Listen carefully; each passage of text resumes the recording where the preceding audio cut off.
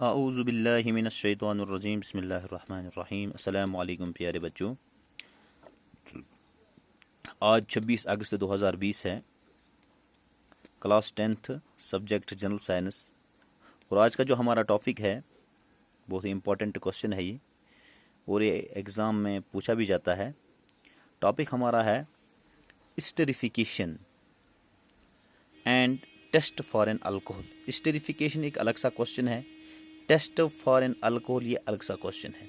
Esterification किससे कहा जाता है, व्हाट इज स्टेरिफिकेशन, और इस स्टेरिफिकेशन प्रोसेस को कैसे किया जाता है। नंबर 2 दूसरा क्वेश्चन जो हमारा है टेस्ट फॉर एन अल्कोहल, कि कोई भी ऑर्गेनिक कंपाउंड हमारे पास है, हम कैसे टेस्ट कर सकते हैं कि ये अल्कोहल है या नहीं है। तो सबसे पहले हम डिस्कस करेंगे व्हाट इज स्टेरिफिकेशन। स्टेरिफिकेशन एक ऐसी रिएक्शन होती है जिसमें कार्बोक्सिलिक एसिड एक अल्कोहल के साथ रिएक्शन करके, एक अल्कोहल के साथ मिलके एक नया कंपाउंड बनाता है जिसको हम एस्टर कहते हैं। इस रिएक्शन को स्टेरिफिकेशन रिएक्शन कहा जाता है। यानी कि जब हमारे पास एक कार्बोक्सिलिक एसिड होगा, जब ये कार्बोक्सिलिक एसिड एक अल्कोहल के साथ रिएक्शन करता है, कार्बोक्सिलिक एसिड और अल्कोहल जब रिएक्शन करता है तो ये रिएक्शन टेक प्लेस हो जाती है इन presence of a catalyst like concentrated sulphuric acid. अगर हम चाहेंगे कि कार्बोक्सिलिक एसिड और अल्कोहल आपस में रिएक्शन करने चाहिए, ये दो कंपाउंड, ये जो ऑर्गेनिक कंपाउंड है, ये तभी रिएक्शन करते हैं जब वहाँ पे एक कैटलिस्ट होगा जो इस रिएक्शन की स्पीड को एनहेंस करेगा। तो कंसंट्रेटेड सल्फ्यूरिक एसिड की मौजूदगी में ये कार्बोक्सिलिक एसिड जो है ये अल्कोहल के साथ कंबाइन होके एक नया कंपाउंड बनाता है। जो वो नया कंपाउंड बनाता है उसको हम एस्टर कहते हैं। तो इस प्रोसेस को, जिस प्रोसेस में कार्बोक्सिलिक एसिड अल्कोहल के साथ मिलके एस्टर बनाता है, इस प्रोसेस को, इस रिएक्शन को स्टेरिफिकेशन रिएक्शन कहा जाता है।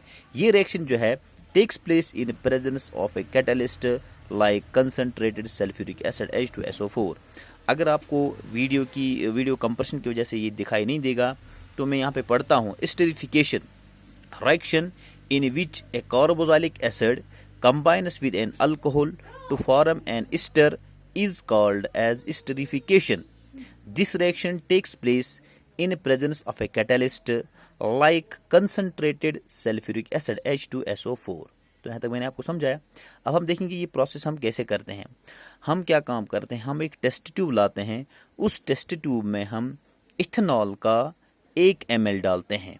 एक टेस्ट ट्यूब में हम इथेनॉल का 1 ml डालते हैं। 1 ml of ethanol is taken in a test tube, या ऐसे take 1 ml of pure ethanol in a test tube. ठीक, उसके बाद हम इस इथेनॉल को क्या ऐड करते हैं, add 1 ml of glacial ethanoic acid to it.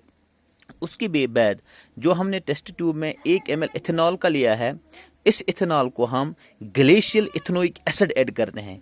Glacial ethanoic acid किससे कहते हैं, glacial ethanoic acid is also known as anhydrous ethanoic acid.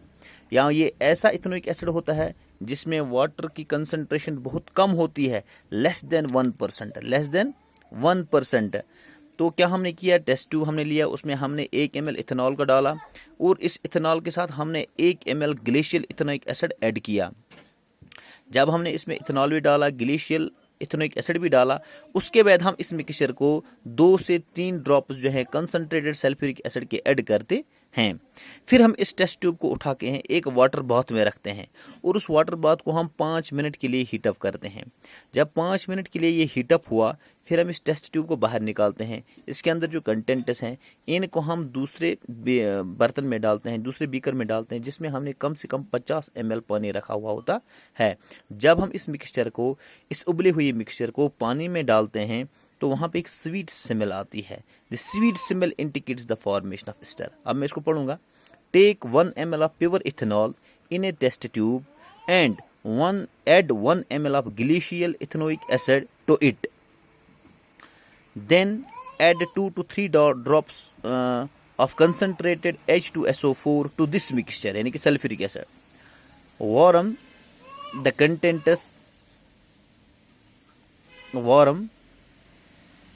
contents in a water bath for 5 minutes. Pour the contents in 50 ml of water which has been kept in another beaker. Its sweet smell is obtained, indicating the formation of an ester. इस तरह हमें पता चलता है कि ester बनेगा। जब भी स्वीट स्मेल आएगी, sweet smell indicates the presence of ester.